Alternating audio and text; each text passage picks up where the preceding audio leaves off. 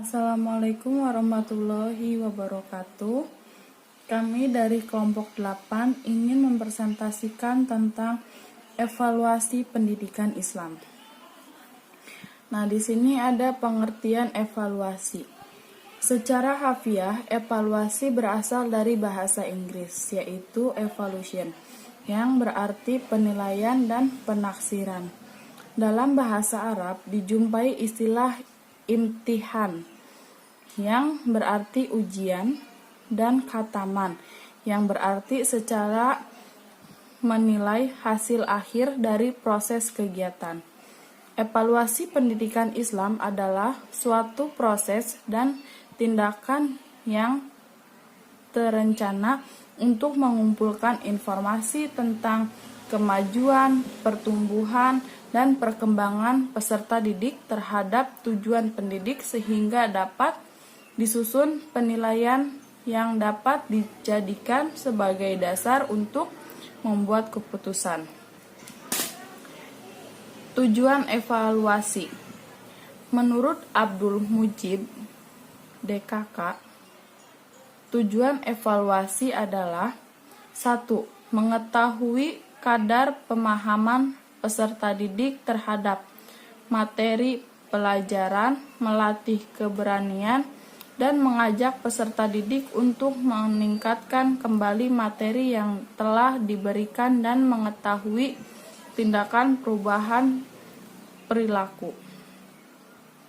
2. Mengetahui siapa di antara peserta didik yang cerdas dan yang lemah, sehingga yang lemah diberi perhatian khusus agar ia dapat mengerjakan kekurangannya. 3. Mengumpulkan informasi yang dapat dipergunakan sebagai dasar untuk mengadakan pengecahan yang sistematis terhadap hasil pendidikan yang telah dicapai untuk kemudian dibandingkan dengan tujuan yang telah ditetapkan sebelumnya. Yang ketiga, fungsi evaluasi. Yang pertama, untuk mengetahui peserta didik yang terpandai dan terkurang di kelasnya. Yang kedua, untuk mengetahui apakah bahan yang telah diajarkan sudah dimiliki peserta didik atau belum. Yang ketiga, untuk mendorong persaingan yang sehat antara sesama peserta didik.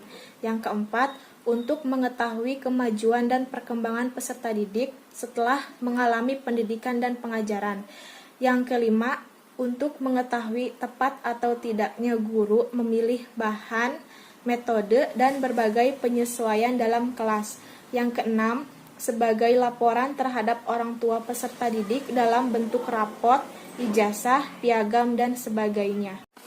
4. Jenis-jenis evaluasi. Yang pertama, evaluasi formatif.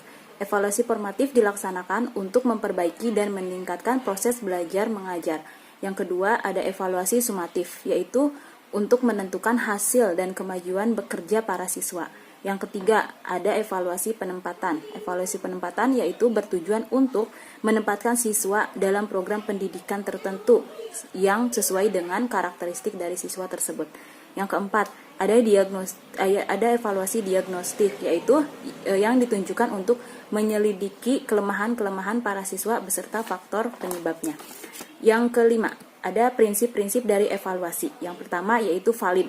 Maksud valid yaitu evaluasi harus sesuai dengan kondisi yang sebenarnya, tidak boleh dibohongi atau dibuat-buat. Yang kedua, harus berpijak pada kompetensi.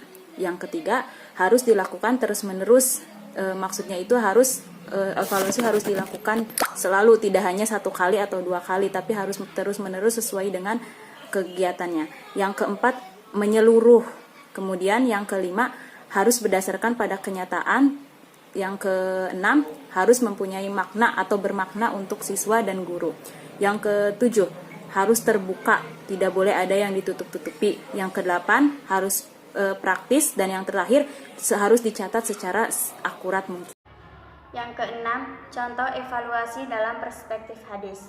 Dalam hadis riwayat Muslim yang berbunyi, Qala Rasulullah sallallahu alaihi wasallam, nahaitukum an ziyaratil quburi fazuruha wa nahaitukum an luhumil udhahi fawqa thalathin fa amsiku ma badalakum. Yang artinya, dulu saya melarang kamu menziarahi kubur, maka sekarang ziarahlah.